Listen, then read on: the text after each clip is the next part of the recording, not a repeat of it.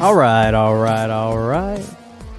This is Christian Hara, and you're watching a brand new episode of Uneeda Hara podcast. Let me start with the guy immediately. If you're looking at this to my right, my partner Nick. What's up, Nick? What's up, man? How you doing? I could go into a massive diatribe about how The air crappy. conditioners. I wanted to say a different word, but I'm trying to be PG. How bad everything's been, but this is part of being an adult. It sucks. Life sucks, as Vince McMahon said. Life sucks, and then you die. Yes, But sir. at the same time, dude, I'm good. So yeah, we're gonna keep this train rolling. Piz, man, how are you doing? Doing very well. Doing very well. Sorry to hear about your AC, man. I've been there. I know all about those issues. Why is it gotta be so expensive? Like, just bringing them out there, that'd be $400. Dude, you haven't done anything yet. You just showed up. Well, I mean, that's, it's just one of those, it's one of the finer parts of being a homeowner. Yeah, I gotta get in a different business. I'll tell you that right now, man. But Piz, I feel like I haven't talked to you in a while, man. Everybody's been real busy. Everybody's been doing their thing. How has everything been the last couple weeks? Good. Things have been good. Yeah. What kind of shirt are you rocking today? Silent Night, Deadly Night. Oh, very. I know yeah, Nick. I saw that. Nick picked that as we did our previous episode was like a poster episode, and Nick had that in his top 10 favorite posters. Oh, great poster. Great poster. Yeah. But yeah, man.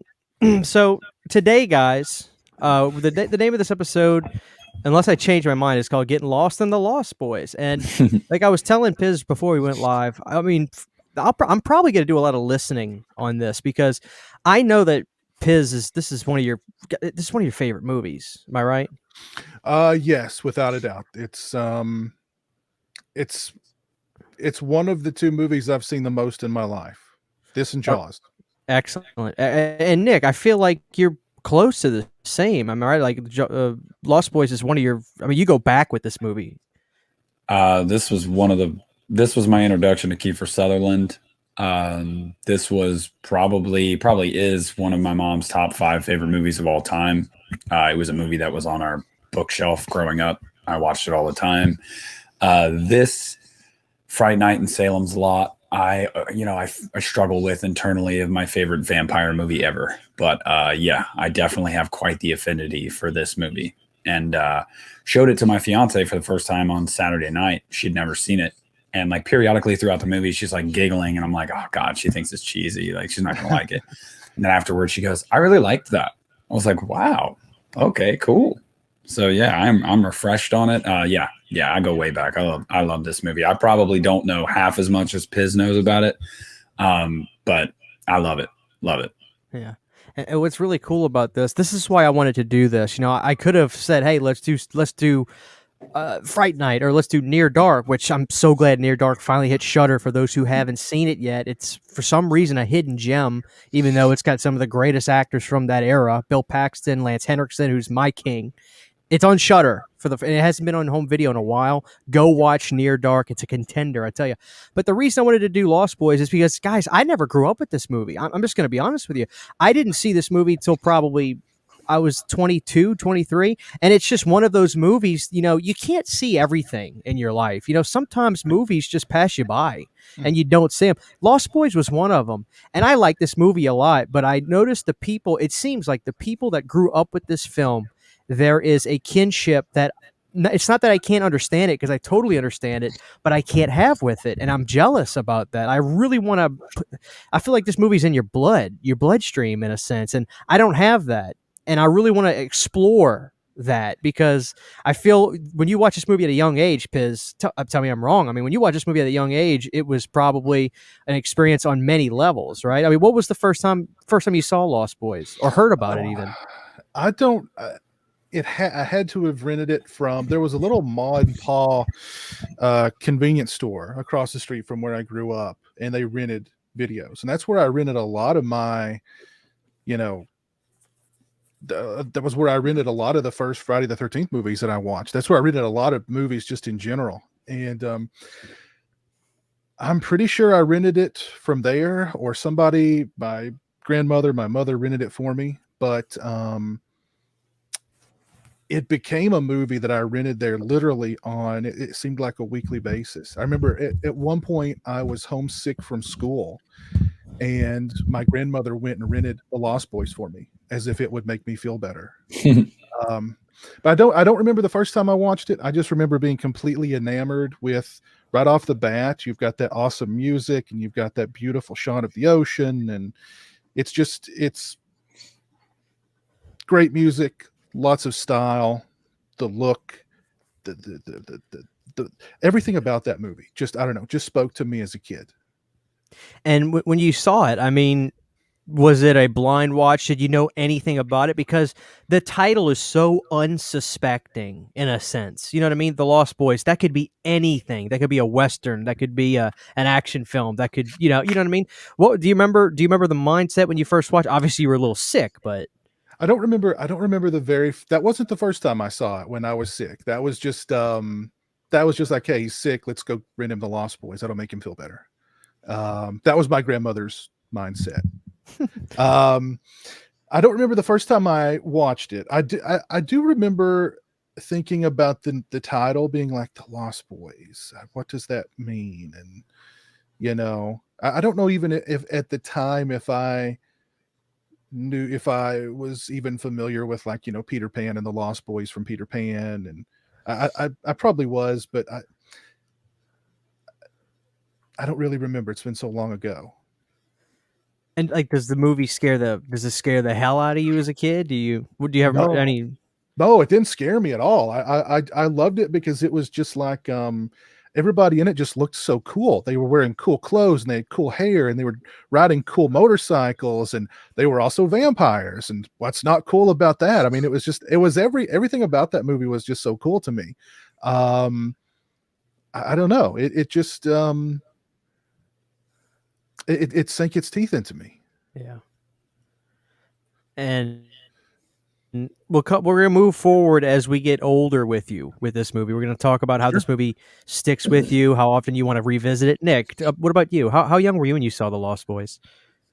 Um, I want to say because I remember the house we lived in when I first saw it.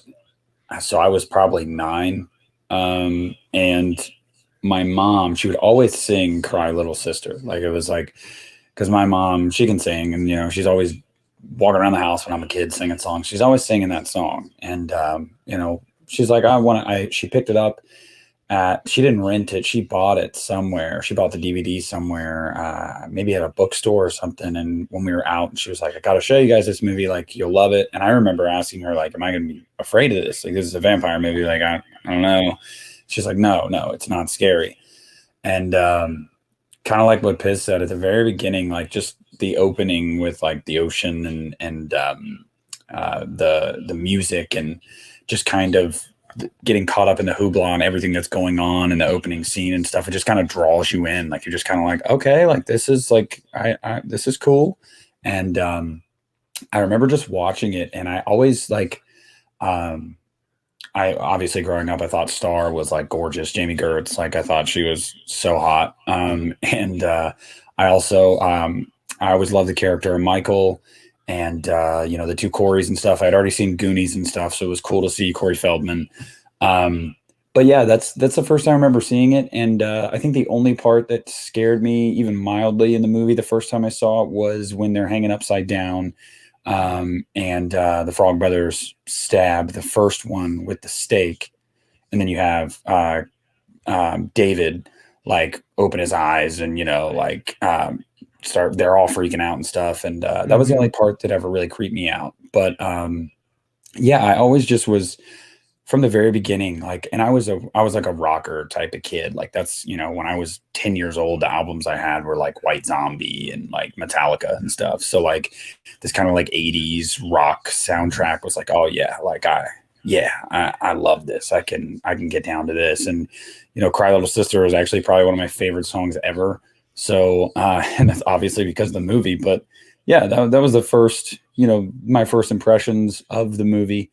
And as time has gone on, man, it's just been one of those movies that I don't ever watch it and feel like, man, why did I love this so much? I don't. Some movies I do have that, This isn't one of those movies. This is one of those movies where it just kind of transports me back to, being a kid and watching it. Yeah, I just remember from that point forward, grabbing that DVD off the shelf, leaving it in my room for months at a time so I could just watch it whenever I wanted to, because it was one of those movies for me that I just kept watching. So, but yeah, that's my, I think, earliest memory of it. Yeah. Very cool. So let's kind of move a little bit ahead. So Piz, you see this movie at a young age. Is this a movie that you periodically can't help but revisit? Is it a movie? Would this become a comfort movie for you in a sense? A movie that you throw on when you don't know what to watch, kind of thing. It certainly became that. Yeah, I mean, from renting it so often from that video store to it constantly being on cable television. It seems like it seems to me like that movie was just all the time on TBS, TNT, USA. It was just everywhere. That movie was all on all the time, and I couldn't help but watch at least most of it whenever it was on. Just because, I mean, yeah, it was a comfort movie, sure, but it was just one of those movies that I know that I could turn on at any time and be totally entertained by, and kind of even be transported back a little bit, I guess, to, I mean, I can't think of that movie and not think of my grandmother, who's no longer with us. So I mean, there's also a lot of memories attached to that movie. Did you ever get the? I think you have it now, but was this a movie that you were like, "Oh, I gotta have because the poster, even though it's simple and it kind of like started the show your like the characters facing the camera on a poster kind of thing, it has this really vibrant red to it. Was this a movie that you were like, "I gotta have the poster for this"? Yeah, I know you have it now, but do you remember getting it back then or Not back then, no. I didn't necessarily need the poster, but I did need I know I owned the movie on VHS. I know I owned it on DVD, uh-huh. at least a couple of times on DVD, and then of course Blu-ray. And so I've owned it on pretty much not every format, but pretty close, I guess. Didn't get the laser disc, but No Laserdisc. I don't think I have that one either. I was as a about matter to of fact. say, does Christian have the laser disc? I've got Fright Night, but I don't have Near Dark or the Lost Boys. Piss, let me ask you this. Wikipedia calls The Lost Boys a teen black comedy horror film. What do you do? What would be your genre name, as specific or non-specific as you want to be, or do you agree with that? I don't know if I would call it a black humor. I don't know if I mean, it's definitely humorous. There's humorous moments, but I wouldn't not that kind of humor. No, not at all. And I mean, it was an R-rated movie too. So I mean, maybe late teens. I don't know. I wouldn't put the teen title into it either. I mean, I guess I would just call it a horror movie. As simple as that. But yeah, I don't get the black comedy part of it. I guess maybe whoever wrote that, they saw the very end of it and they're like, oh, that's kind of funny. All the damn vampires. Yeah, that's kind of funny. Yeah, Grandpa. He was the whole reason they called it a black comedy. Yeah. Nick, what do you think about that with Wikipedia calling it a teen? Let me just make sure I'm reading this right. No, you Lost are. Boys is a 1987 teen black comedy horror film. Yeah, that's what they have. Yeah. No, I don't agree with the black comedy part of it either, because I don't think that the gore or macabre nature of the film is humorous, nor do I think they try to make it humorous. So I wouldn't call it that. If anything, you'd call it a horror movie, but you could also call it some kind of, sort of kind of like a fantasy movie in ways. Because, it's very fantastical in certain ways. And, part of that is like one of the beautiful things that Schumacher did, which was to, have the POV of the flying vampires, but you never really see that. So that's just kind of left to your imagination. Like, are they, I mean, a casual viewer would be like, are they bats that, like you get from your old classic vampire movies? Are these dudes just literally floating around? Like, you don't really see it much. So yeah, there's some fantasy elements to it, but I think, more or less just a horror movie.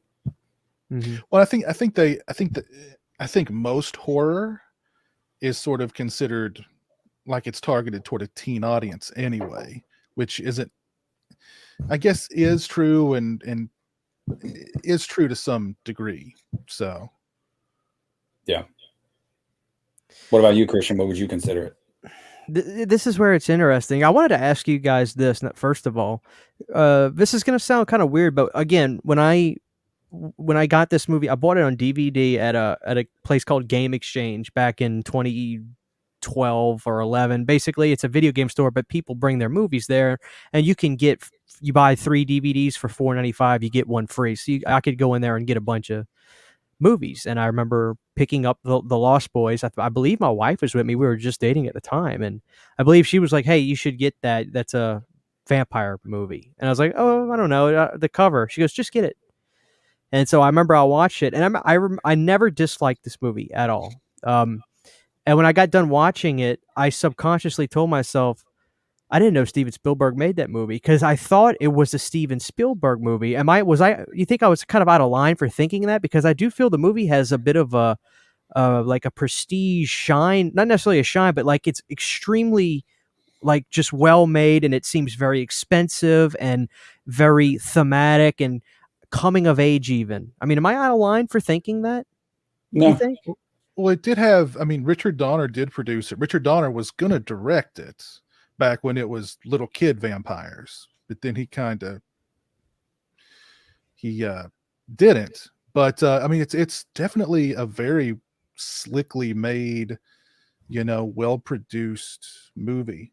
I don't know if I don't think it necessarily looks like a Steven Spielberg movie, but yeah, there are those coming of age kind of the original idea for the Lost Boys was basically the Goonies, but they're vampires. That was the original sort of thought behind the Lost Boys. So maybe some of that still kind of carried over into the the more adult or teen vampire thing. Mm-hmm. But yeah, definitely a very well made, slickly made, stylish, well produced, big budget Warner Brothers movie. Yeah. And I guess, not knowing, we talked about this on Region Free, not knowing really Richard Donner, the most like famous person ever who did these amazing movies. And I feel ashamed that I didn't, I think I even made a joke. He's a multimillionaire, but he can go to the grocery store and get Slim Jims and Diet Cokes and nobody would recognize him kind of thing. At least the average person.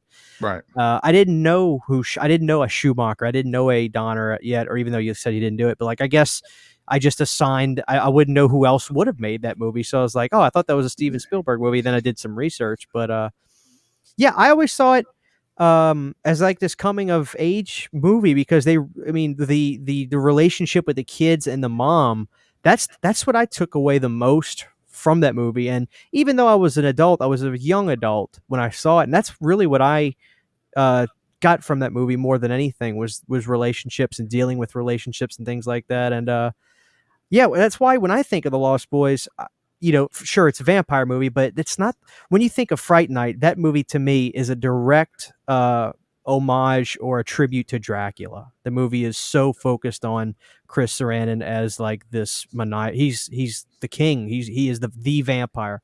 But this movie, man, there's a lot going on, and I don't know, Piz, am I wrong for thinking that this movie really changed the course for what vampires, could be in movies and what they did? Because I don't know that there's a Buffy the Vampire Slayer without Lost Boys or There movies isn't. kind of like that. I feel like this movie really busted the door down and it made this almost a fashion, not necessarily fashion in a veiny sense, but you know what I mean? Like it really, vampires could be personable and they could be human and they can have feelings. You know what I mean? Go ahead. Yeah. Vampires could be sexy. They could be sexy teens with great hair and great clothes driving motorcycles. They didn't need to be the guy in the gothic castle with with that kind of aesthetic, which was kind of, I don't remember a vampire movie before the Lost Boys. I know there were some that sort of made, I'm trying to think, what year did I think those were post Lost Boys movies like Graveyard Shift and Dance of the Damned, and movies that tried to make the vampire sexy and like this lovelorn, lonely, world weary creature instead of just the monster. But yeah, I think the Lost Boys definitely said vampires can be sexy and vampires can be young and hip, and they don't need to be in the Gothic castle anymore. Yeah. I mean, it's certainly the movie that you'd agree. Probably, it's the one that it may not have been the first to do it, but it's certainly the one that changed the rules and changed the game, Oh, so to sure. speak. Oh, sure. You know. Yeah. Nick, would you agree with that? You think that Lost Boys really kind of changed the course of really history I mean, with vampires? without question. I mean, and it's kind of remarkable to think of when you think back to the risks that Schumacher took, because he is on record as saying it was him that was like, I want sexy, flashy, teenage, edgy vampires. That's what he wanted. And pitching that to a studio at the time, probably, maybe that's part of the reason this movie languished for so long. I don't think it was the reason though, because it languished, and that's why Donner eventually went on to do Lethal Weapon and handed the reins over to Schumacher. But it's not an easy pitch because it hadn't been done before. And there was, I think, like you said, up to that point, and I mean, Piz, when you say like it basically made it to where the vampire didn't have to live in the Gothic castle, that's what you thought about. You think about Dracula, you think about Salem's Lot, you think about Fright Night. You didn't have this yet. So I would definitely say, yeah, I hadn't seen anything pre Lost Boys that would have said, oh, this was the movie that changed the game. No, it was. I would say it's Lost Boys. Mm-hmm. Yeah, and I think so too. Now, when you take a movie, one of my things, I say this jokingly, but I'd be lying if I didn't mean it. A great soundtrack can give about any horror movie a pass for me. Shocker. I love. I just talked about Shocker on my channel. I think it's a pretty good movie, but it's an amazing movie because you've got Iggy Pop, the Dudes of Wrath, Alice Cooper, Paul Stanley, Desmond Child, Bonfire. I mean, that soundtrack is in my blood. And when I look at the Lost Boys, I made a post one day and I said, Lost Boys may not be my favorite vampire film from the 80s, but when it comes to the soundtrack, it lays the smackdown on probably any other vampire movie I can think of. That soundtrack is amazing. Piz, I'm hoping you're reaching for what I think you're reaching for. Let's see it. Oh yeah. Now let's talk about that, Piz. What is that soundtrack? How does that soundtrack? What is its relationship to your daily life? I wouldn't say I have a relationship with my daily life, but I mean, this is every song on here is just, is a banger. Every song on here it's sexy, mysterious, moody, atmospheric. The Lost in the Shadows, which starts the movie, is fantastic. Then you've got People Are Strange, the Doors cover, which is just perfect. All the montage of all the weird people on the boardwalk. Of course, I Still Believe, which is just money. How can money straight? It's fire. it's fire. Don't Let the Sun Go Down on Me, the song that plays at the end. Just every song on here. It's.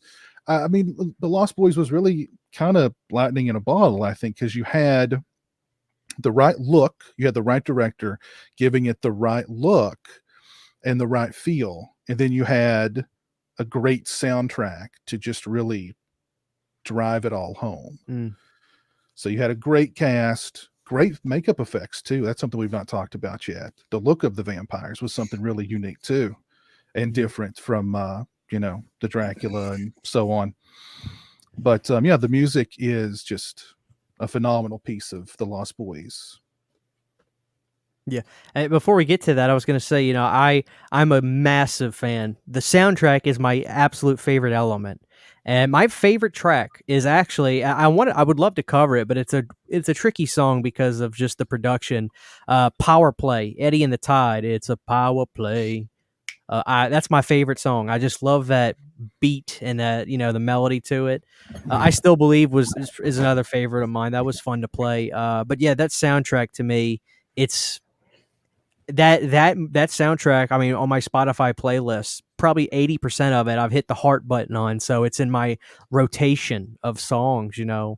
Nick, I mean that soundtrack. You look like a Cry Little Sister guy to me. Am I right? Or Oh, yeah, I said that, near the top of this. yeah, That's one of my favorite songs of all time. But no, the standout tracks for me are, I think Piz named all of them. It's I Still Believe, Cry Little Sister, People Are Strange, the Echo and the Bunnyman version, and Don't Let the Sun Go Down on Me. And I I used to own the CD of it when I was a teenager. Lord knows I probably don't have it anymore, which is fine because I just need to buy the vinyl anyway. But yeah, no, yeah, that's one of the few. I mean, I look at tracks like 1 through 9, 1 through 10. How many tracks are on it, Piz? Let's I want to see. say, 10. I think it's 10. yeah, I think it's 10. Yep, there's 10. Okay, so because I wanted to be accurate in what I was saying, it's one of the only soundtracks I can look at from top to bottom and be like, Money, money, I money, can money, not money, only, money, money. yeah, I can not only listen to every song on here, I can like jam to every song on here. So yeah. Really? I definitely was listening to it a lot more frequently recently because of the anniversary of the film. So definitely rocking, Lost in the Shadows and Cry Little Sister, and while I'm like painting a hockey mask, I'll just turn that on in the background. And Well, Piz, you mentioned excuse me, you mentioned the effects, and I'm very guilty of that. I've never really commented on it. I've never really thought about it, quite frankly, because of the things kind of I told you earlier that I kind of took away from it was the relationship elements and things like that. I love the vampires. Sutherland, by the way, is my favorite character in the movie, hands down. But yeah, let's talk about that. What do you remember specifically about the makeup effects that were striking to you?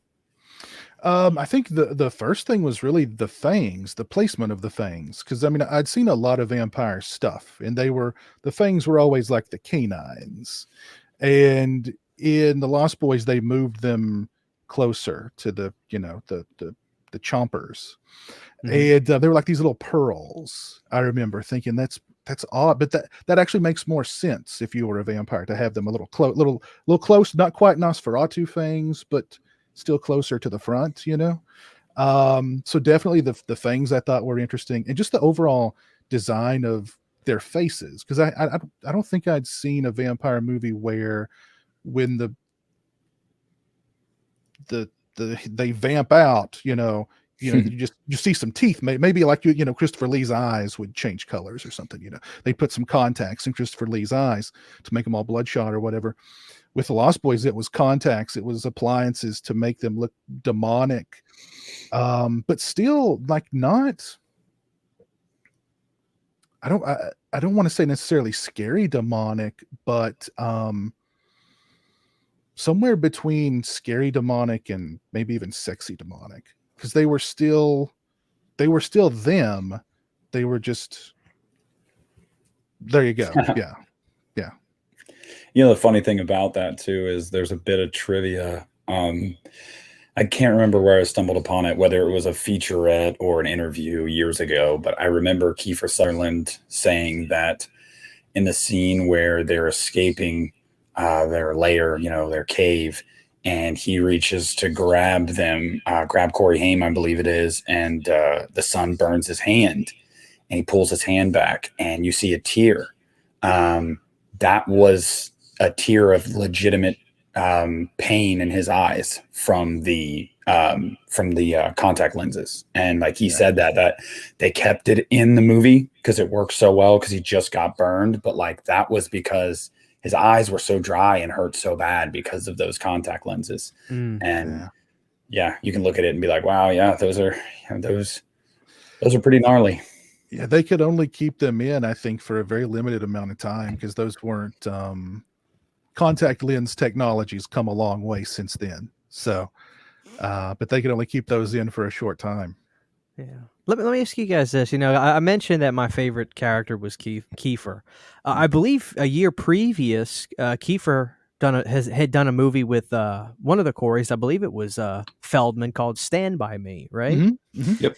Do you think that really helped with this, moving forward to this movie, and just that? I mean, Kiefer just seemed like the perfect foe, the older cat to the younger groups. I mean, it just seems like it was a match made in heaven. I mean, Kiefer just seemed like the perfect bad guy at the time for those kinds of kids. You know, the blonde hair, just bad attitude. I'm cooler than you punks. He was the Sega Genesis to their, Super Nintendo in a sense. You know. Yeah, he had blast processing. Yeah, but he was very reluctant to do the movie at first, and for whatever reason, I don't know exactly what the reason was that he was reluctant. But the thing that, I mean, it works very well. So I definitely think that previous relationship helped, and I'm glad this came to fruition because. But the funny thing is, the thing that got him to say, "Okay, I'll do it," was looking at some of the artists that were going to be a part of the soundtrack. And Schumacher shared that info with him. And he was like, because he lived in Australia, I believe, at one point in his life, Kiefer did, and was a fan of some of these bands. And he was like, all right, yeah, I'll do it. Like, and that's a little known fact. It's weird. I loved this movie growing up, so I know a bunch of like random dumb trivia that most people wouldn't have taken the time to be like, oh, let's find out. But but I don't know why he was hesitant about it in the first place, but I do know there was hesitancy on his part to be a part of the movie, and glad it worked out the way it did. But yeah, I always thought that was cool. And I believe Schumacher actually, I'm pretty sure I heard Schumacher say this. He saw Kiefer at close range, and Kiefer's really only in at close range sparingly, but he's in at the very end, and there's a shot of him, like a really cool low angle shot of him, and Schumacher saw that and wanted him from just that. So I don't remember where I saw that or heard that or read that, but it was more from at close range than it was from Stand By Me. Yeah. And the crazy thing is we conflate Kiefer in this movie, and for good reason. His presence alone on the screen in this movie he stands out. Very nefarious. You always feel like there's something going on behind the scenes in his mind at every time, and you don't know what it is. But he has the least amount of lines of dialogue of any major character in the movie, and that's the fact. And that's the craziest thing is like the Frog brothers, and obviously Corey Haim and Michael and all them, but even Starr has more lines of dialogue than David, but it's his presence on screen. He doesn't need to say anything. He just needs to be there. And you're like, oh, I don't know about that. So yeah, you can't take your eyes off of him. It's, it's just, like he's, I mean, that's just a gift that some people have. I mean, he's definitely charismatic as all get out, and you put, that spiky platinum blonde hair on him, and you can't take your eyes off of him. And like that's the bad guy. I better keep an eye on him. That is the bad guy. Yeah. See, I wanted when I first saw the movie. At my age, I was like, oh, that's me. That's who I want to be in this movie. But was that the relationship? Did you feel that way when you guys saw this when you were little, or were you one of the Corys, so to speak? I was a Frog brother. I was more of a Quarry. Yeah. I love that. I'm pretty sure this is the movie that introduced me to the Corys. But even then, I mean, there was just, I knew there was something about those two that they just, I don't know. They had some sort of chemistry together. And they were special. Yeah, they were the Frog brothers and Sam. Just I mean, they were I guess you could say the comedic part of the film, because I mean the Frog brothers are kind of ridiculous. I mean, Corey Haim or Corey Feldman, I'm sorry. Schumacher told him, just go watch some Rambo movies. So literally that's what he's doing. He's doing Rambo. That's Corey Feldman's interpretation of Rambo. Let me get the red bandana and just talk like with a gravelly voice. If they vamp out on you in any way, I will stake you, you know. So Yeah, I could lie for comedic effect and be like, "No, man, the character I really identified with was Grandpa." But no, it was it was the Frog Brothers for sure. Because I don't know what it was about me as a kid, but as a kid, I was like, I always felt like I'd be this just, I don't know, like, yeah, if monsters ever came to my town, like I'd be that type of person that'd be like, I'm gonna get with my buddies and we're gonna go take care of them. So like I always kind of identified with that. I had an affinity for Michael's character too because I felt bad for him. But yeah, it's probably Feldman that I really identified with, and I had already seen him in the Goonies, so I loved that actor. He was one of the actors of my childhood that I just always think when I think of my childhood, Feldman's right there.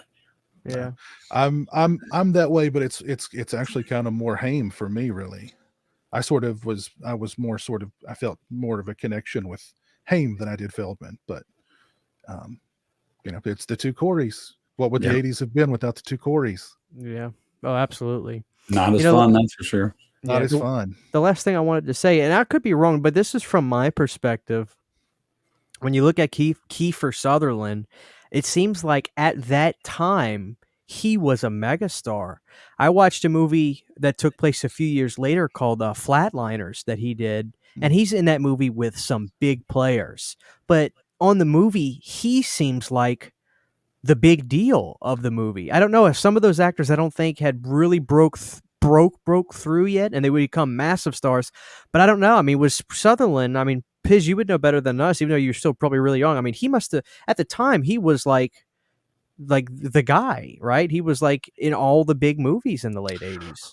Well, I think there was one thing that definitely got him a lot of attention around that time, and that's that he was engaged to Julia Roberts, who was like the it girl of Mhm. the 80s. So that got him a lot of coverage and got his photo in all the tabloids, and he was all over the place just from that.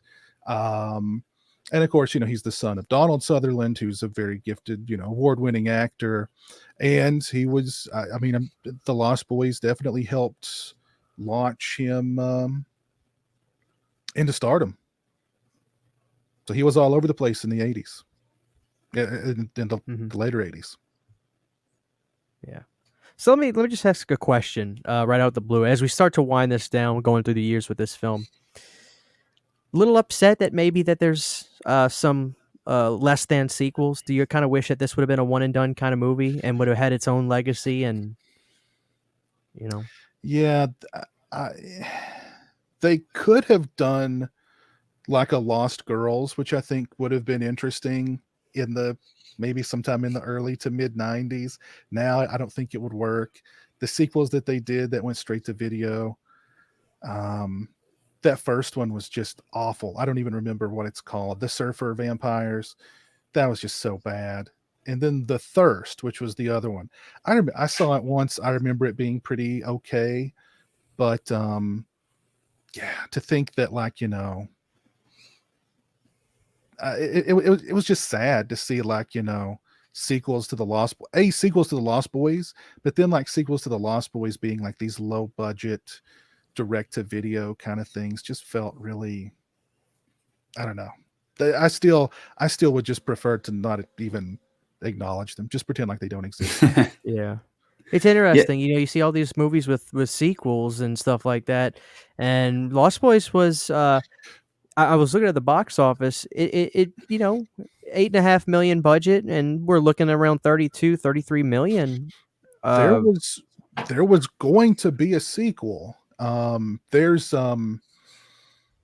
was a scene in the script where at the very end, after the grandpa closes the refrigerator door and everything goes black, where we were supposed to go back into the cave, and and the camera's moving through the cave, and then it comes to this mural from way back in the day, and there's Max in the middle of the mural, and there's a group of boys around him, and that was supposed to be the Lost Boys, you know, younger versions of the Lost Boys. mhm. So Eric Red, who wrote The Hitcher and Near Dark, Joel Schumacher actually commissioned him to write a prequel to the Lost Boys that would have taken place.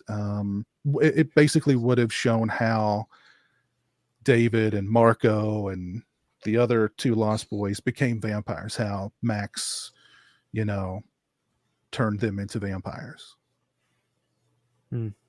And Yeah. for some reason it just didn't happen. The script, you can find the script online. I read it years and years ago. I don't remember a whole lot about it, but I don't know. It might have been interesting. It never happened. They left David's death open-ended on purpose. As you can tell, he doesn't dissolve and disappear, burn up. And because the idea was that Schumacher wanted to do The Lost Girls, and he was going to bring David back. He wasn't going to bring really many other people back, I don't think. It was going to be like more of a spiritual sequel with just David being the common link between the two. And I don't know why it never got off the ground.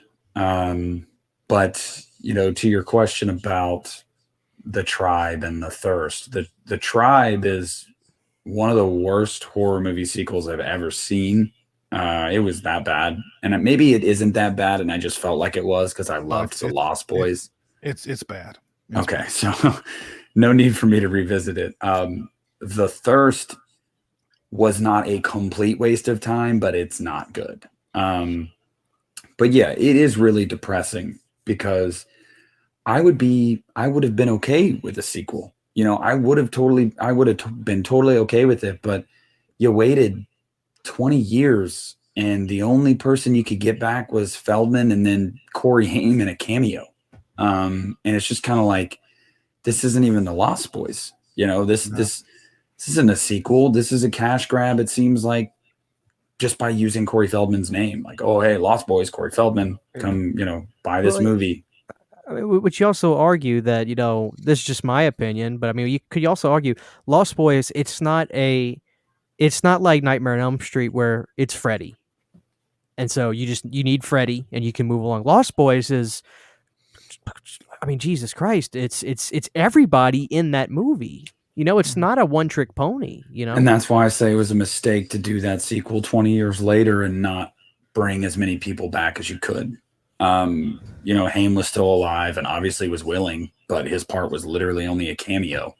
Lord knows Kiefer Sutherland might have come back if it would have been a theatrical release, big budget, serious studio behind it. But they didn't care about that. They cared about just using the name and we'll put it straight to DVD and the hardcore fans will buy it. And that's what they got. But there was not an affinity to honor the source material at all. And you could tell. And it's just, It's depressing. It didn't need a sequel. This is one of those movies. You don't need a sequel. It's got a pretty effective end. But if you were going to do it, you might as well have done it right than what we got. Mm-hmm. Yeah. Like I said, I prefer to just ignore those two sequels. They didn't happen. They just didn't happen. At least not in the Pizowell home, right? I'm assuming you don't own them. No, I don't think so. Yeah. All right, so as we wind down, this has been really cool talking about you guys' history with the Lost Boys. I'm glad to say I'm a fan. I enjoy the film now. Love the soundtrack with a burning passion. I'm going to ask both of you guys a two-parter question. We'll start with you, Piz. What is the first thing you think about when the Lost Boys comes to mind? And I'm going to ask you this question simply, but elaborate, because it may be I'm going to ask it simply, but I want you to elaborate on your answer. Is it your favorite vampire movie? Yes, it is. It is my favorite vampire movie. And what do you think is the first thing that comes to mind when you hear the Lost Boys? What's the first thing that comes to mind? The first thing that comes to mind. Ah, God. There's so many things come to mind. I mean, I see them standing on the top of the sand with the light behind them after they've killed that party of the punks on the beach. I see them in the cave, eating maggots with Michael. I see the Frog Brothers and Sam in the comic book store are riding their bikes into the church to fill their squirt guns with holy water. Um, and of course, I mean the music, and just the overall. There's just an overall vibe about that movie. Like I was saying before, the look of the movie, the feel of the movie, it's so infectious for me. So it's not one thing that necessarily sticks out. It's just a flood of so many great things. And of course, I think about myself as a kid sitting on the floor in the dark, watching it, or I think about my grandmother. There's just so many There's a lot. things attached to that movie for me. Okay. What about you, Nick? This is hard, man. This is hard. I'm just going to go ahead and say it. As much as I love Fright Night and as much as Salem's Lot scared me when I was a kid, yeah, I think it is my favorite vampire movie. And I just think that's because it's just the most enjoyable, I think, for me. And just the time it transports me back to is a part of it too. But the first thing that comes to mind, Piz kind of touched on it. It's literally always the maggots. It's always the maggots, because when I saw this movie for the first time, that was disgusting. I mean, disgusting. I've never looked at white rice the same way again because of this movie. And that is the thing that always comes to mind. But after that, it's the fight between Michael and David. Just because I think it's very emotional. It's more layered than just a straight up fight. Michael fighting himself, Michael fighting who he had become but didn't want to become, but also fighting his desire to be like David. And there's just a lot there. And I really enjoy that fight and the taunting almost of David saying like basically embrace this. Like, you were made for this. I always loved that. And then obviously Grandpa coming in clutch with the save, but but first and foremost, it's the maggots. It's just disgusting. I was having Chinese food for the first time in probably since long before the pandemic, and I was spooling up a nice, fork full of noodles. Just before I shoveled them in my mouth, I thought, you're eating worms, Piz. You're eating worms. How are those worms, Piz? Yep. So I just wanted to mention we've gone 48 minutes and nobody has mentioned the Sax Man one time. Oh, I was going to. I mentioned I Still Believe, but I mean, I don't. I love the Sax Man so much that I got to meet the Sax Man. I got to watch the Sax Man perform I Still Believe, and let me tell you, it was like a religious experience. Do you know there was like this long running, like, people had questions of like, how did he look so jacked and like glistening? Like, what did they do in between cuts like to make him look like that? And like, he came out and said, well, he said he was literally just like every cut he would do like pull-ups and push-ups and stuff, and until they were like, all right, action. And that way he could be like sweating and veins bulging. And Christian made a gesture, maybe that had part of it too. Dude was on. Dude, he was built like he was built like the Ultimate Warrior, for God's sakes. Oh yeah. Yeah. His muscles had muscles. He said that him and the Quarries and some of those other folks on the set, they did quite a bit of partying too. So I can imagine it was probably a good time. Yeah. Christian, did you know that Feldman was fired on day one? No, and I then didn't brought know back? that. Yeah, he has been very open about his substance abuse problems throughout his life, and he showed up coming down from a cocaine high, and on day one, for him at least, and Schumacher fired him. And then the next day, he basically pleaded, "Hey, I'll play by the rules," and they're like, "All right," and he did. To his credit, he did. He didn't have any other instances like that, but yeah, he was partying quite a bit.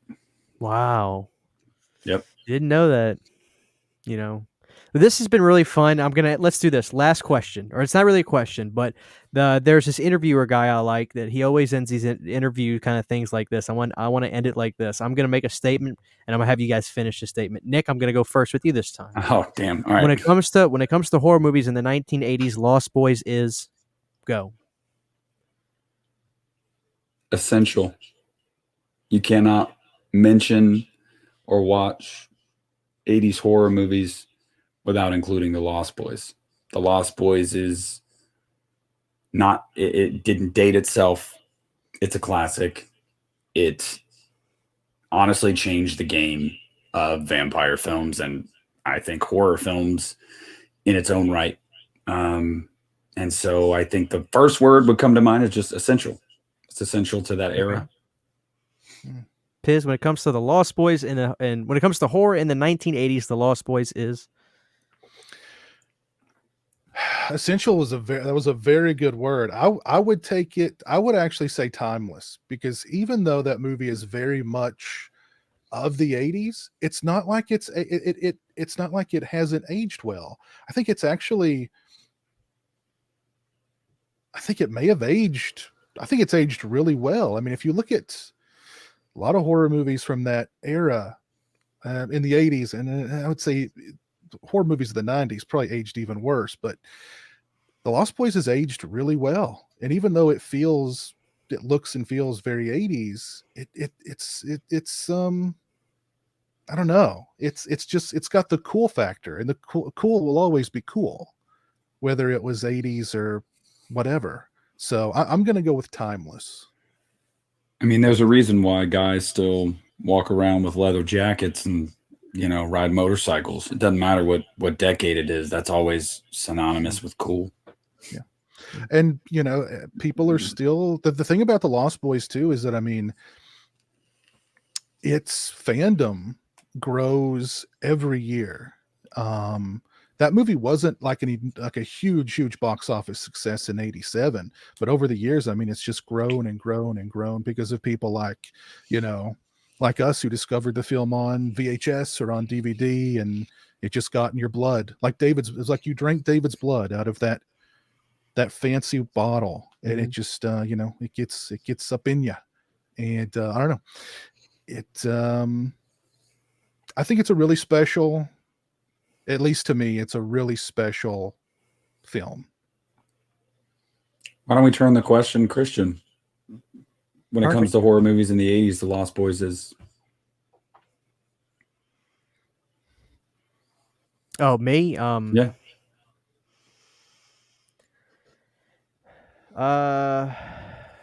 I would say game changing, because I do feel that it definitely changed the course. I mean, when you look at it, regardless of the problems that Fright Night 2's production had behind the scenes, whether the movie was hidden because of a murder that happened behind the scenes or whatnot, it certainly laid the smackdown on Near Dark. Near Dark was nothing at the time. And I don't know that Lost Boys was the direct correlation to that, but it's certainly, there's no way Lost Boys helped Near Dark succeed by any stretch. Lost Boys certainly ate up a lot of people's pocket money. I think it was game changing. I don't think you have Buffy's and things like that after this. Yeah. So game changing is what I'm going to go with. It'll be 35 years old next year, so you guys better hold on to your butts because a remake's coming soon. Oh, Jesus Christ. I know. It's the sad reality we live in, but, Yeah, it's true.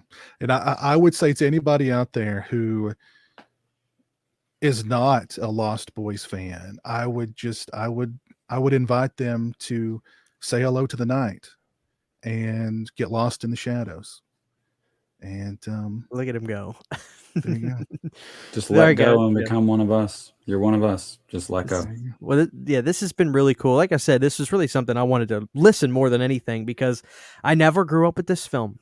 I never grew up with it, and just very interesting, because it seems like the people that grew up with this film, for lack of a better term, it gets in their blood in a deeper way that I'm kind of jealous. I don't feel I can have the relationship Piz has with it, or Nick has with it, or others, because I just think you can watch this when you're a kid. You watch this movie through such an innocent lens, and There you go.